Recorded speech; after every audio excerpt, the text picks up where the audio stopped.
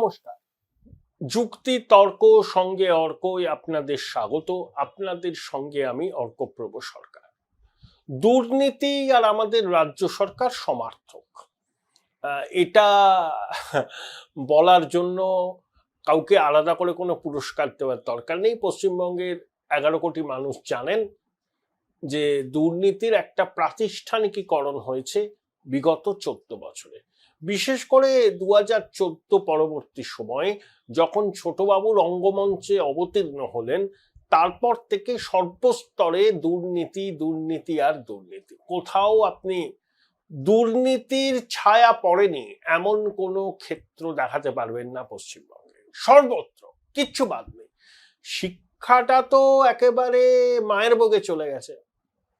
এই যে এসএসসি নিয়ে নাট্য বসু বড়াই করছেন, খুব স্বচ্ছভাবে এসএসসি হলো, যোগী রাজ্য থেকে এতজন এলেন, তা নাট্যবাবু জানেন না বোধহয়। জানেন, এখন তিনি তো মহিষী নারীর পায়ে ডাইভ দিয়েছেন মন্ত্রিত্বকে টিকিয়ে রাখার জন্য। ছোটবাবুর সাথে সম্পর্কের অবনতি হয়েছে। যে 2016 সালে এসএসসি দিয়েছিল 22 লক্ষ, আর 2025 সালে দিল সব মিলিয়ে 5.5 লক্ষ।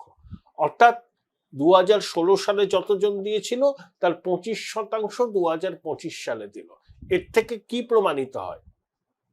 নবান্নের উপর মানুষের আস্থা বেড়েছে না আস্থা তলানিতে ঠেকেছে? আচ্ছা, কত ছেলে মেয়ে বিহারের স্কুলের চাকরির পরীক্ষা দিতে গিয়েছিল পশ্চিমবঙ্গ থেকে? পাটনা স্টেশনে উপচে পড়া বাঙালি যুবক যুবতীদের ভিড়ের ছবি এখনো আমাদের স্মৃতি থেকে মুছে যায়নি। বিহারে 81,000-এর বেশি শিক্ষক নিয়োগের কথা ছিল, ইতিমধ্যে 51,000 হয়ে গেছে।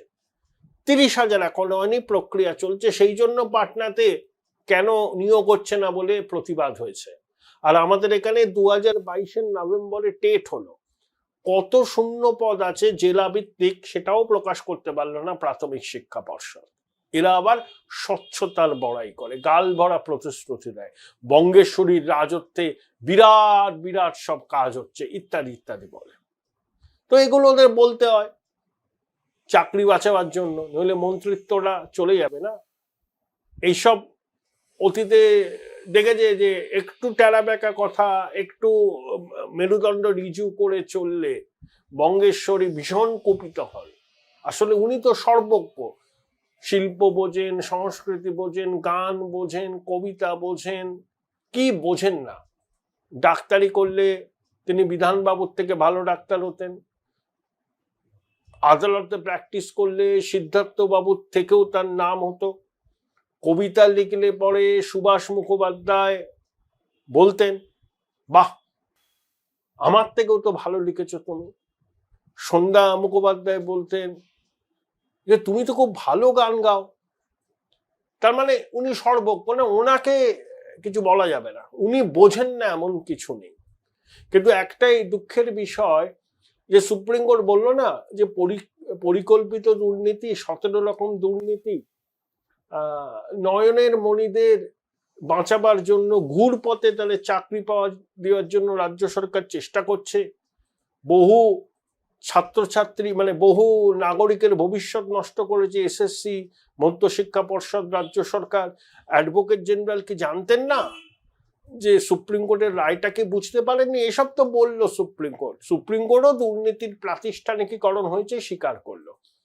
কিন্তু এদের তো লজ্জা শরম নেই না, এরা দোকান কাটা। এরা এখনো বলছে দেখো আমাদের কি স্বচ্ছ। এবার কাজরি বন্দ্যোপাধ্যায়ের এপিসোডটার কথা আপনারা সবাই জানেন। এই যে সর্বত্র দখলদারির মানসিকতা, ফুটবল ক্লাব দখল করতে হবে, হকি দখল করতে হবে, কাবাডি দখল করতে হবে, কলেজের পরিচালনা সমিতির সভাপতির মাথায় পদে বসতে হবে, আমি শিক্ষাক্ষেত্রের সঙ্গে যুক্ত না হলেও চলবে, আমি কাউন্সিলর, আমি বসবো। এসব তো আপনারা দেখছেন সর্বত্র কয়েকটি পরিবারের দখলদারি। সর্বত্র একটা স্পেস পাবেন না যেখানে এদের দখলদারি নেই।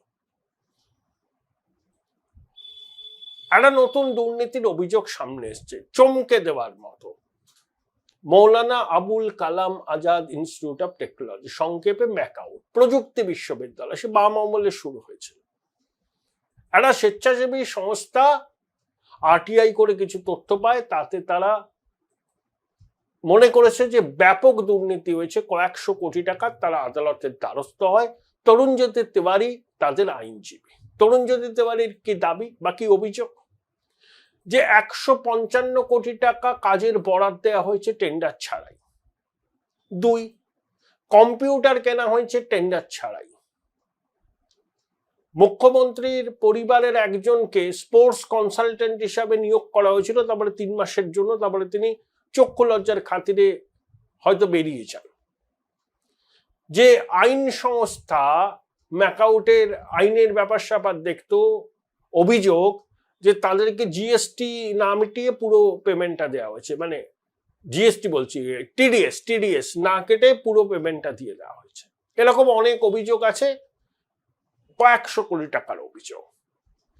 দেখুন, এই Maulana Abul Kalam Azad institute of technology নিয়ে অভিযোগ আজকে নয়, অভিযোগ দীর্ঘদিনের। অনেকে বলেন যে কতগুলো বিশেষ প্রতিষ্ঠানের প্রতি তাদের পক্ষপাতিত্ব সর্বজন বিদিত। সেই প্রতিষ্ঠানগুলোর কর্ণধাররা ওই 13 তলা 14 তলা কালীঘাট ক্যামাক স্ট্রিটের ঘনিষ্ঠ। তারা অনেক ক্ষেত্রে প্রিভিলেজ পান, আবার অনেকে পান না। এই সুয়োরানি দুয়োরানির ব্যাপার আছে কিন্তু এই প্রতিষ্ঠানটির ক্ষেত্রে। এই প্রতিষ্ঠানটির যিনি আগে ভিসি ছিলেন, তিনি ইঞ্জিনিয়ারিং এর অধ্যাপক ছিলেন, তিনি চলে গেছেন।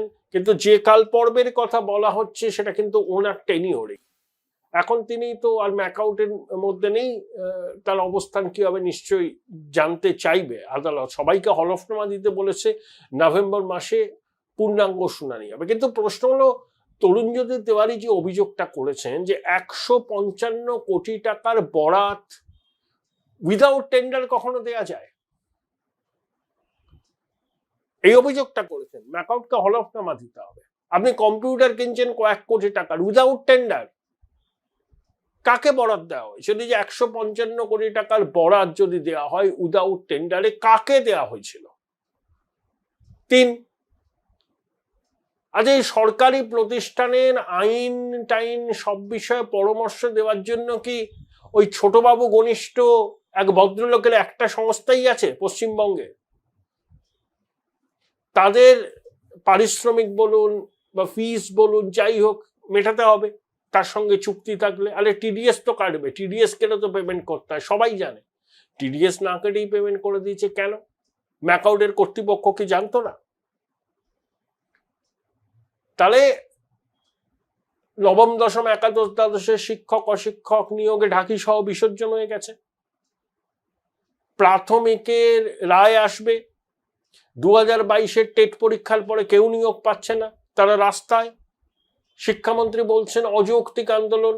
3 বছর হতে চললো, এখনো জেলা ভিত্তিক শূন্য পদের তালিকা বেরোলো না। বন্দ্যোপাধ্যায় পরিবারের এক জনপ্রতিনিধি মরিয়া হয়ে কলেজের পরিচালন সমিতির মাথায় বসতে চাইছেন, হাইকোর্টে ভর্ৎসিত তিরস্কৃত হচ্ছেন। 5, সর্বশেষ যেটা সামনে এলো আদালতের সূত্রে, মৌলানা আবুল কালাম আজাদ ইনস্টিটিউট অফ টেকনোলজিকে ঘিরে দুর্নীতির অভিযোগ কয়েকশো কোটি টাকার।